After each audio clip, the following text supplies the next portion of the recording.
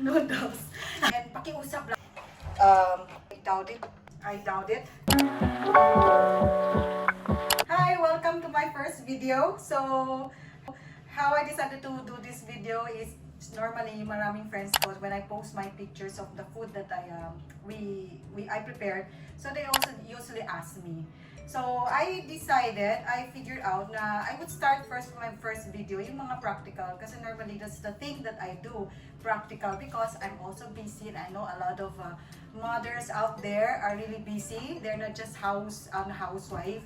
So marami, we are really having a lot of responsibility. We try to give healthy food to our family, but honestly, we have to admit to ourselves that sometimes it's really very hard. So, and then sabi nila, huwag kumain ng instant. So, but the most practical way is to give instant kasi yun yung pinaka fastest. Yung goal ko talaga parati sa bahay is na every time, even though it's instant or whatever, I try to balance it to make it healthy. So, of course, so pinaka-practical, yung mahal ng bayan, instant noodles. Okay? So, yan. Instant noodles, instant siya, so it's not healthy. So, why not? Hindi naman ibig sabihin hindi siya healthy. We're not going to eat it, diba? Because it's really masarap. Especially this one, Lucky Me. I'm not promoting Lucky Me, but honestly, we always use Lucky Me. And then, I'll just elevate it. I-level up ko na lang to make it healthy. So most practical way is I'll put vegetable.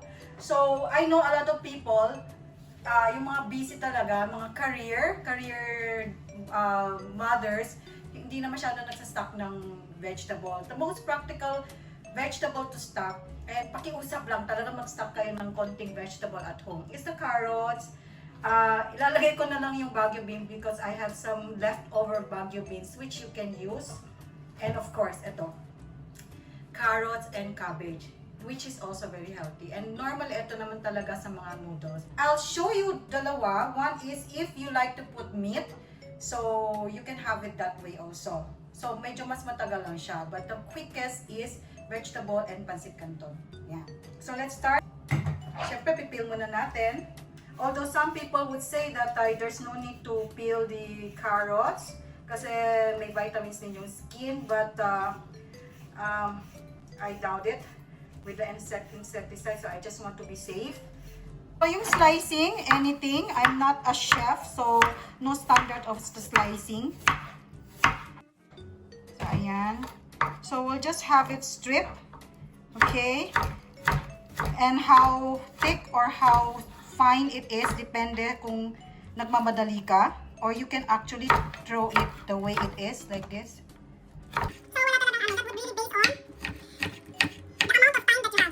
Next would be your cabbage, okay?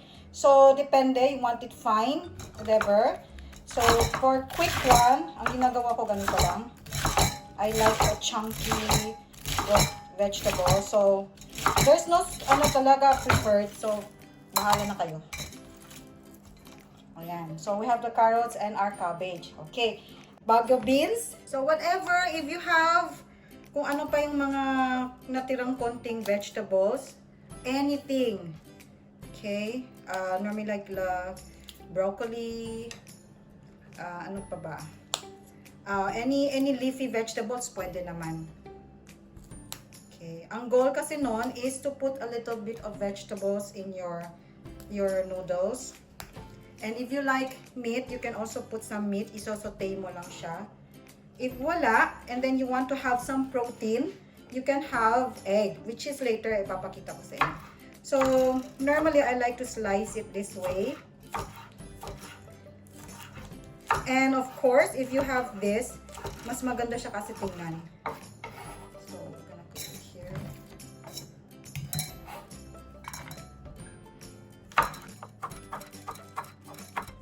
And if you have kids na medyo, you have challenging, no, to encourage them to eat vegetable, one way is to slice it thinly.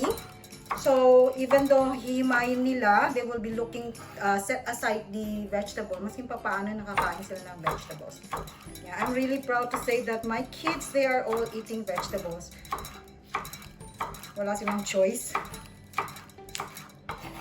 And it's because ever since I really would put some vegetables over all the dishes that I prepared. So yun lang yun eh, no? Ang tip ko sa inyo, if you have kids that don't like to eat vegetable, don't give up. Just keep on giving them. So, dalawa lang naman yun eh. There's one person who will give up. So, kailangan hindi ikaw, dapat sila. Kakainin na nila. Even if it take years. We're going to start with the water. Ang gagawin ko, okay, we will boil the water, then we'll put in the Pancit Canton. While we're waiting, so for a practical way, para mas mabilis, I'll just mix the seasoning.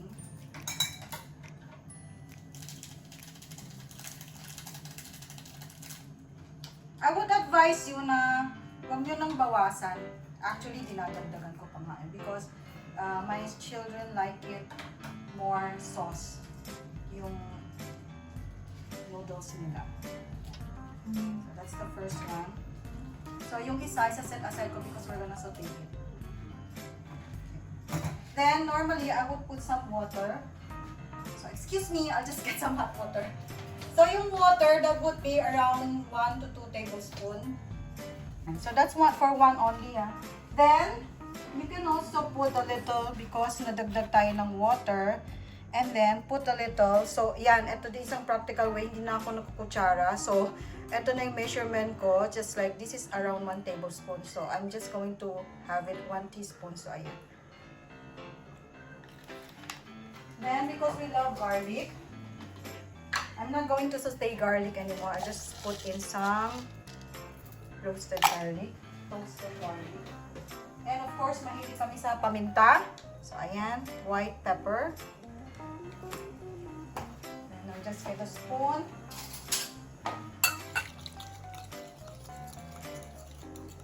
So, don't worry. Hindi naman kasi kailangan iluto to. This is ready mix eh.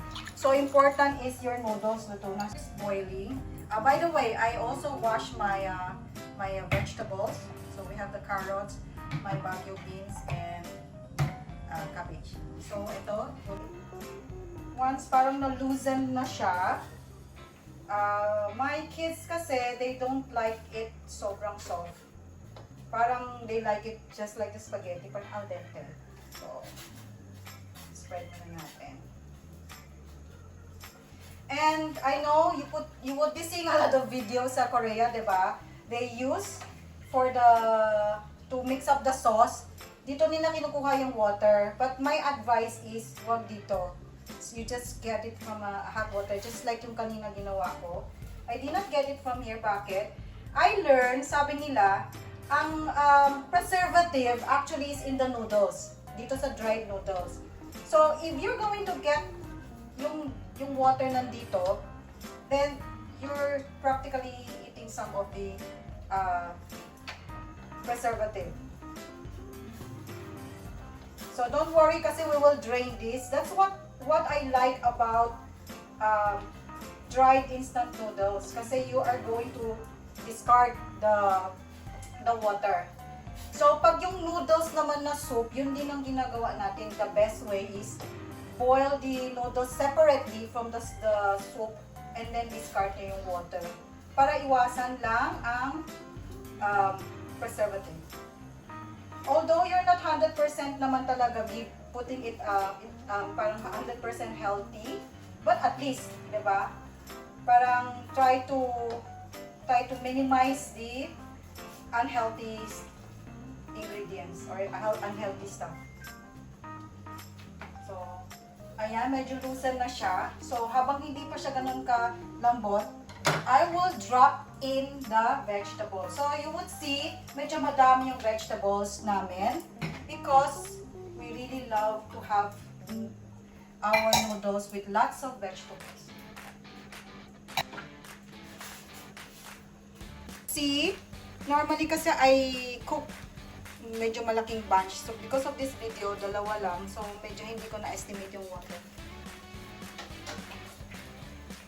Pag ganon, you just need to add some water. It can be hot water, it can be tap water, no problem naman. Okay, you just make boil. Maximum, pinaka-maximum is 1 minute so that your vegetables will not be so cooked. Mas masarap din crunchy siya. Okay. So after that, after you boil it for an hour, I mean for a minute, I'm sorry, not 1 hour. Maging ligaw na to. So then you drain it. Okay? So this is already yung cooked na noodles with the vegetables. So I'll just drain it. Okay, so you need a pot holder for you to hold. Pero sa akin, actually okay yun sa akin. So that will depend. So just put it this way. Hati natin because I want to let you see 2 ways. So this is the fastest way. Yan lang, yung plain. Put the vegetables. So you just stir it. Ayan. So, you see? Of course, you can put some sesame oil to make it more oriental. This one, sesame oil.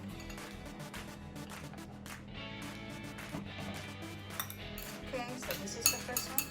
Yeah, not so good. And second, pangalawa, we still have this one. Of course, kanina, I forgot to slice medyo madami siya, so I'll just have half. Isang pancit lang. Just slice it. Fish cake, whatever. Pwede naman strips of meat. The thinner, the better. Or even leftover. Yung mga leftover yung karne, pwede naman. You need to saute it. Okay, you can put oil if ayaw nyo ng maraming oil. Mag-iiwas tayo ng oil. So, you just put yung nasa instant noodle na oil. Okay. Then, I'm going to throw in the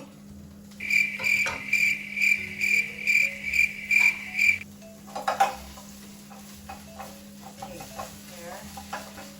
But if you like, you have more time, you can saute onions or shrimp, whatever, or your leftover food, leftover meat, any, or tuna. Okay.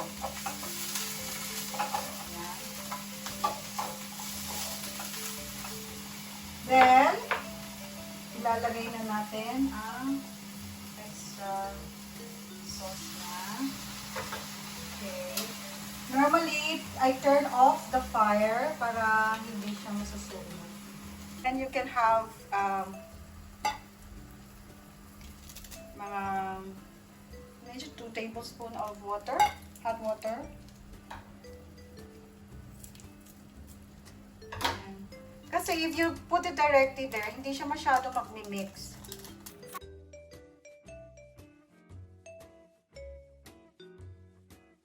If you don't want like salty, so okay naman wala. But me, I love putting a bit. So half teaspoon. Yan. Or 1 teaspoon. Okay. Optional, but obviously we like toasted garlic. And we also like to put pepper. Yan. Yan. Just boil.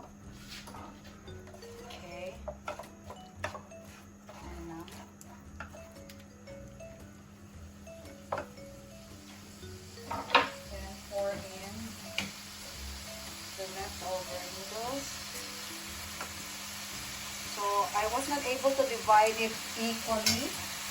That's okay.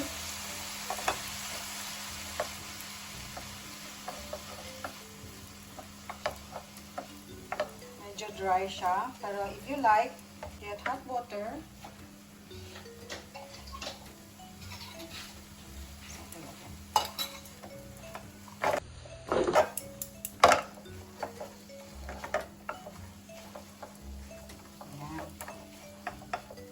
Course, for Asian taste, olive oil. I mean sesame oil.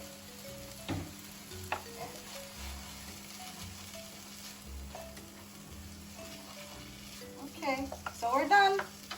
Here, Ito yung niluto natin. So, we'll put it here.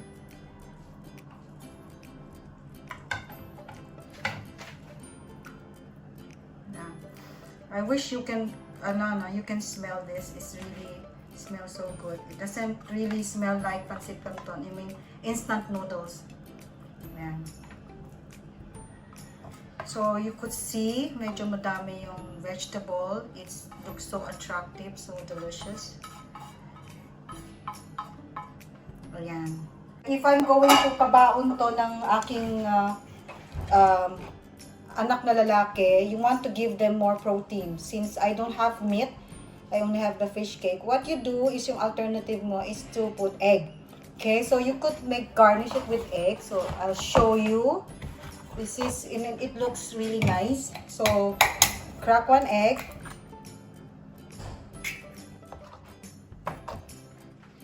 And okay, scramble it. Of course, you can. Yung salt ko, kasi medyo conscious ako sa salt. Tingnan niyo ang late lang ng ano ko. Measure ko ng yung kutsarita ko sa salt. Okay. There. Oil. Konti lang.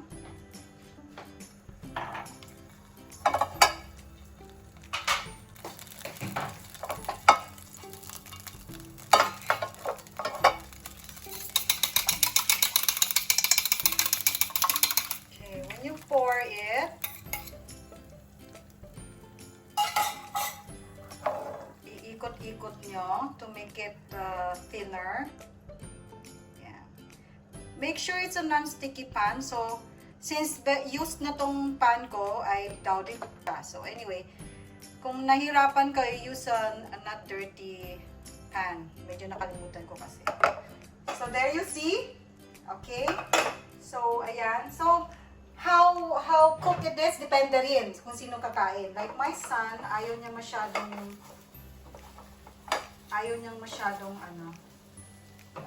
what's this? Luto. So gusto niya yung ganyan, soft. So turn it off. Okay, then I have my separate na chopping board for cooked. So this is really cool. You know, yung may color code ka ng chopping board, really separate yung uncooked and cooked para mas malinis. Or, wala, arte ka lang talaga. Then, so, pag cool na siya, you just roll it. So, medyo mainit pa siya. So, you just cool it a bit. But, ako kasi, parati ako nagmamadali. Kaya, ayan, hindi ko na talaga siya iniintay. Okay, just... Of course, when it's cold, it's easy to slice, so you will really have a perfect slice. So, yeah. And then, you just garnish it. Put it in your... Actually, marami-rami naman siya. Lagay dito. Diba? And if you have sibuyas, you can put it spring onion, pwede. So sorry, I don't have a spring onion. Okay, so this is my version of level up na Pancit Canton. So let's try it. So this is the non-meat. Okay, you could see, oh, very al dente.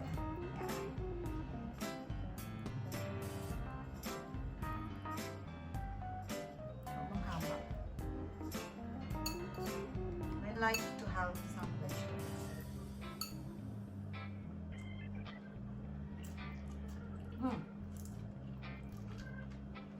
Yummy. Very good. And of course, mas masarap to kasi meron siyang mga biscuit.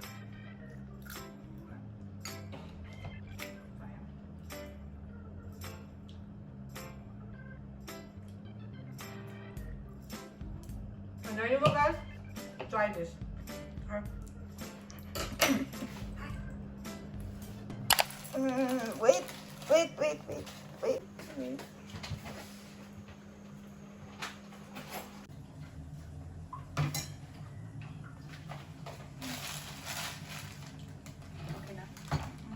Okay, so yan, the water.